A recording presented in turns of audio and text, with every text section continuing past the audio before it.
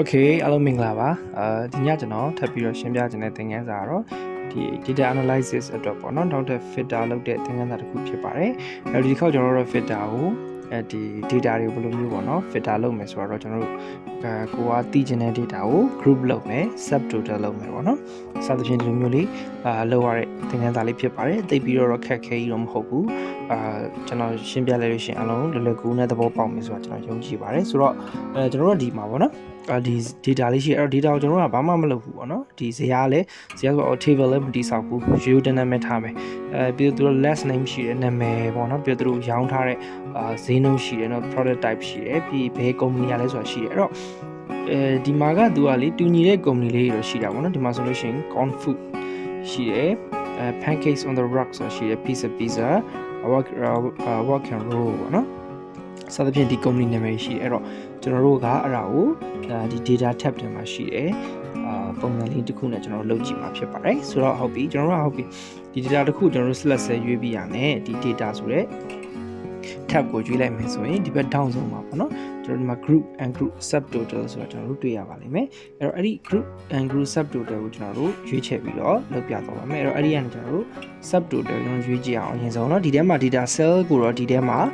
ကျွန်တော်တစ်ခွက်အနေနဲ့ရွေးပါမယ်ပြီးရင်တော့ကျွန်တော် subtotal နှိပ်ပါမယ်ပြီးရင်ဒီမှာ box လေးကြာလာလိမ့်မယ်เนาะအဲ့ဒီ box ကဒီမှာ subtotal ကိုဘယ်ကနေကျွန်တော်တို့စပြီးတော့ယူမှာလဲကျွန်တော် last name ကနေယူမယ်ပြီးရင် function ကကောက်လို့မှာလား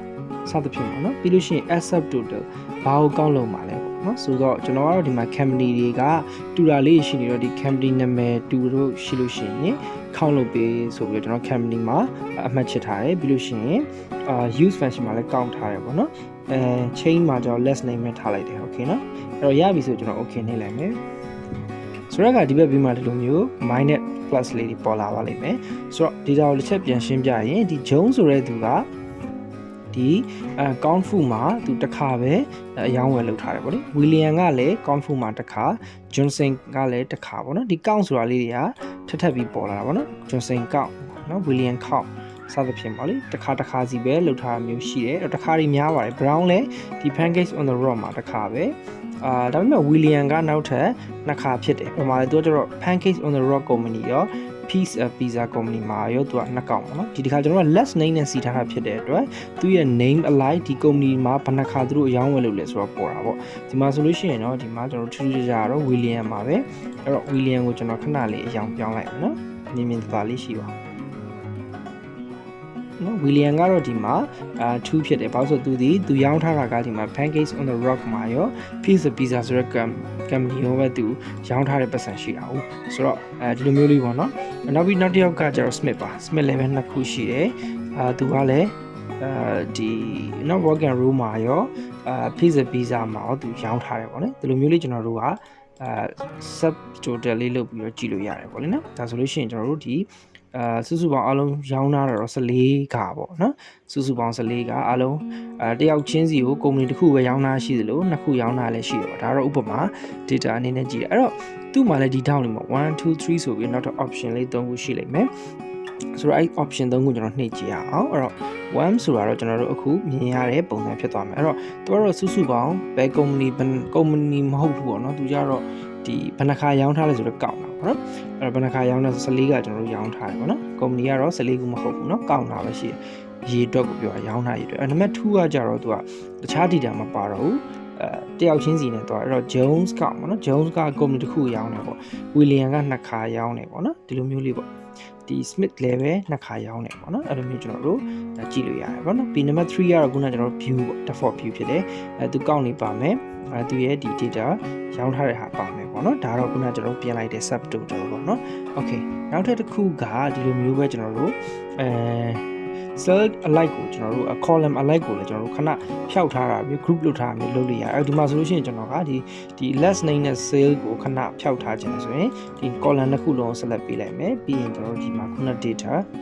တဲမှာပဲအဲ့ခုန group ဆိုတာရှိတယ်အဲ့တော့ group လေးလို့ရှိလို့ရှိရင်ဒီလိုမျိုးအပေါ်မှာအတန်းပေါ်လာပါလိမ့်မယ်အဲ့ဒီအတန်းမှာဒီမှာ minus ဆိုတာလေးရှိအဲ့တော့ minus ကိုကျွန်တော်နှိပ်လိုက်ခြင်းအပြင်ခုန A နဲ့ B နဲ့ဟာပျောက်သွားပြီး product type နဲ့ company ပဲပေါ်လာတာပေါ့နော် product type နဲ့ company ပဲပေါ်လာဒါကတော့ဘယ်လောက်ပဲကျွန်တော်တို့ကိုလိုချင်တဲ့ပုံစံမျိုးလုပ်လို့ရတယ်ဘယ်လောက်ပဲကျွန်တော်ဖြောက်ရတယ်အဲ့တော့ပြီးပြန်ပေါ်စေခြင်းနဲ့ solution ကြတော့ကျွန်တော်ဒီ plus sign လေးကိုနှိပ်လိုက်လို့ရပါတယ်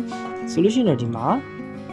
ခုနအတိုင်းပဲပြန်ပေါ်နေပြီပေါ့နော်โอเคအဲ့တော့ဟုတ်ပြီကျွန်တော်တို့အရင်ဆုံးပြီးကျွန်တော်တို့ filter လုပ်ကြည့်မယ် filter လုပ်တဲ့အခါမှာဟုတ်ပြီကျွန်တော်ဒီဟာကို filter ပေးလိုက်မယ်နော်filter လုပ်တော့အားလုံးမှတ်မိမယ်ဒီထဲမှာရှိသလိုဒီ data ထဲမှာလည်း filter ရှိတယ် filter လုပ်တဲ့အခါမှာ filter မြားလေးပေါ်လာပြီပေါ့လေအဲ့တော့အဲ့မြားလေးပေါ်လာတဲ့အခါမှာကျွန်တော်တို့က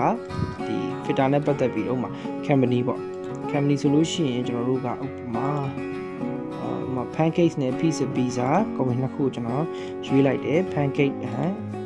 pizza pizza နှစ်ခုကျွန်တော်လိုမျိုးလေးအမှတ်ချက်လိုက်တယ်ပေါ့နော်ပြီးတော့လို့ရှိရင် okay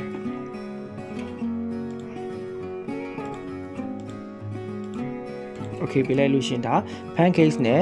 pizza pizza ရဲ့ရောင်းအားပေါ့အဲ့ဆိုတော့ဒီမှာဆိုလို့ရှင်ကျွန်တော်တို့သူ့ရဲ့ sale ရှိတယ် sale ကိုကျွန်တော်တို့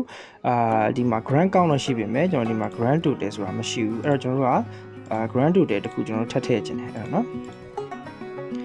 grand total ထည့်မယ်အဲ့တော့ grand total ဆိုတာထက်အခုဒီ filter လောက်ထားတဲ့ total ကိုပဲကျွန်တော်လိုချင်တယ်ဆိုပါလို့လောလောဆယ်နော်အဲ့တော့ပြဿနာဘာဖြစ်လဲဆိုတော့ကျွန်တော်ဒီမှာသိတယ် equal to ဆိုပြီးကျွန်တော် sum လို့ပေါင်းလိုက်လို့ရတယ်ဟုတ်တယ်နော်ပြီးလို့ရှိရင်ကျွန်တော်ဒီတစ်ခုလုံးရွေးပေးလိုက်မယ်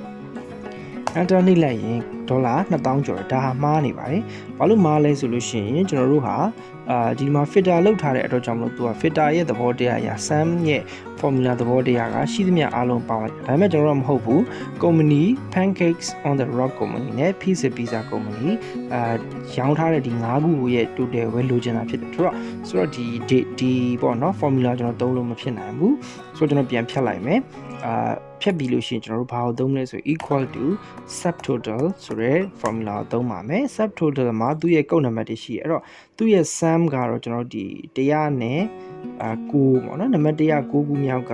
sum ဆိုတဲ့ဟာကိုကျွန်တော်ရွေးမယ်အဲ့ဒါဆို109ပေါ့နော် subtotal 10ကုတ်က109ပြီးရင်comma ခံမယ်ပြီးတော့မှကျွန်တော်တို့ရွေးမယ်ဒီနဲ့3 4 5ခုเนาะဒီ5ခုကျွန်တော်တို့ရွေးမယ်ပြီးတော့မှ enter နှိပ်လိုက်ရင်အဖြေကကျွန်တော်တို့ဒီ5ခုစာပဲပေါင်းတဲ့အဖြေရမှာဖြစ်ပါတယ်ဆိုတော့ဒါကတော့ကျွန်တော်တို့ဒီ subtotal လုပ်ပြီးတော့ပေါင်းသွားအဲ့တော့ဒီမှာကျွန်တော် filter ပြန်ပြောင်းလိုက်မယ်ဒီခါတော့count full နဲ့ rock and roll ကိုကျွန်တော်ရွေးလိုက်မယ်เนาะရွေးလိုက်မယ်ပြီးတော့ဒီလိုပဲဒီဟာကိုလည်းကျွန်တော်တို့ subtotal လုပ်လိုက်မယ် equal to subtotalပြီးတော့ကျွန်တော်တို့ကုန်းနံပါတ်109နော်ပြီးတော့ကျွန်တော်တို့ဒီမှာဒီဟာတွေအားလုံးပေါင်းလိုက်ပါမယ်ပြီး enter နှိပ်လိုက်ရင်ကျွန်တော်တို့35150ရမှာဖြစ်ပါတယ်အဲ့တော့okay ဒါကတော့ကျွန်တော်တို့ကတစ်ခုချင်းစီကိုကျွန်တော်တို့ filter လုပ်ပြီးတော့ပေါင်းတဲ့ပုံစံလေးဖြစ်ပါတယ်အဲ့တော့ဒီမှာဆိုလို့ရှိရင်ကျွန်တော်တို့ကဒီ group like ပေါ့နော်စပြီးတော့ကြည့်မယ်ဆိုရင်မြင်ရသလိုမျိုးပဲတခုချင်းစီကိုလည်းကျွန်တော်တို့ကြည့်လို့ရသွားတာဖြစ်တယ်ဒါကတော့ဘယ်ကုန်ဒီလူတယောက်အနေနဲ့ကုမ္ပဏီဘယ်နှခုမှရောင်းထားလဲဆိုတော့ကျွန်တော်တို့ကြည့်မယ်ကြည့်ပြီးလို့ရှိရင်ကျွန်တော်တို့ highlight လုပ်တာမျိုးလေးလုပ်လို့ရမယ်ပေါ့နော်ဒါကတော့ကျွန်တော် data ထဲမှာရှိတယ်ပြီးဒီ outline group ထဲမှာရှိတဲ့ group ungroup and subtotal ဖြစ်ပါတယ်အဲ့တော့ကျန်တာတွေကိုပြန်ဖြောက်မယ်ဆိုကျွန်တော်တို့ group ကိုလည်း ungroup ပြန်လုပ်လို့ရတယ်နော်စသဖြင့်မှာကျွန်တော်တို့ပြန်ဖြတ်ချင်တယ်ဆိုလည်းရတယ်ပေါ့နော် ungroup လုပ်မယ်ဆိုရင် group လုပ်ထားတဲ့ဟာပြန်ပြောက်သွားလိမ့်မယ်နော်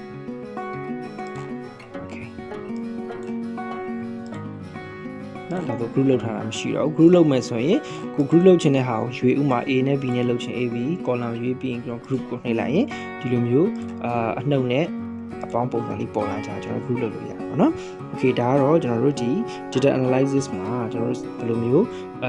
ဒီပေါ့နော် group နဲ့ subtotal သုံးပြီးကျွန်တော်ဘယ်လိုမျိုး data တွေကို analyze ချက်လုပ်လို့ရလဲဆိုတော့ကျွန်တော်အနေနဲ့ရှင်းပြတာဖြစ်ပါတယ်အားလုံးပဲနားလည်မယ်လို့ကျွန်တော်ယူဆပါတယ်အားလုံးကျေးဇူးအများကြီးတင်ပါတယ်ခင်ဗျာ